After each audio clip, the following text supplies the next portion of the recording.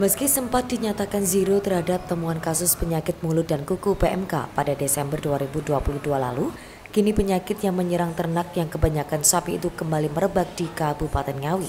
Bahkan hingga data terakhir masih ada sebanyak 198 kasus aktif PMK di Kabupaten Ngawi.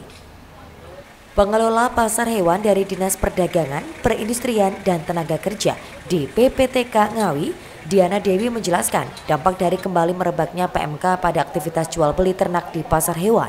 Menurutnya, jika sebelum ada wabah PMK, rata-rata bisa sampai 600 ekor ternak yang masuk pasar. Setelah itu ada kebijakan penutupan pasar selama 6 bulan dan saat wabah mulai menurun, aktivitas pasar hewan kembali diperbolehkan untuk buka.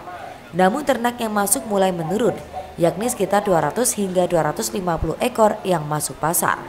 Saat ini PMK kembali marak sehingga jumlah ternak kembali menurun, hanya 180 ekor yang masuk pasar. Diana menegaskan hewan ternak yang masuk pasar juga wajib melalui pemeriksaan, termasuk vaksin PMK yang telah diberikan pada ternak. Selain itu, seiring dengan kembali maraknya PMK di Kabupaten Ngawi, maka sementara ternak dari luar daerah harus di-screening sebelum masuk ke pasar hewan sebagai upaya mengantisipasi penyebaran PMK. PMK naik ini setelah pasar hewan Ngawi ditutup selama 6 bulan itu, banyak sekali penurunan hewan yang masuk, baik itu kambing maupun sapi. Dari normalnya biasanya 500-600 sapi, setelah ditutup kemarin itu tinggal sekitar 200 ternak yang masuk di pasar hewan Ngawi. Sapi yang boleh masuk ke sini itu harus yang sudah divaksin.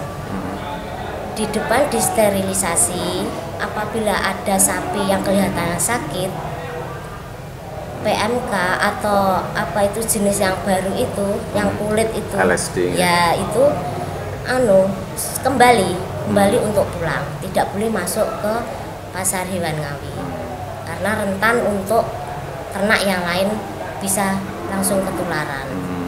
Ya. Rata-rata ini sapi dari peternak lokal Ngawi atau dari luar daerah ada masuk?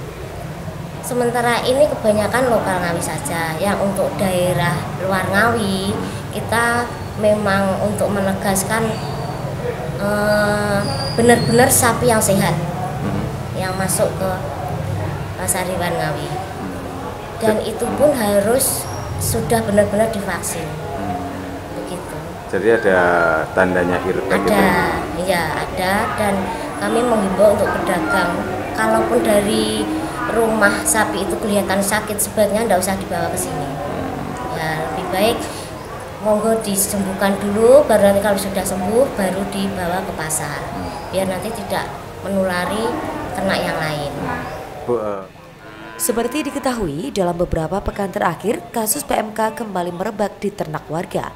Upaya percepatan penanggulangan dengan vaksinasi terus dilakukan Dinas Perikanan dan Peternakan Ngawi.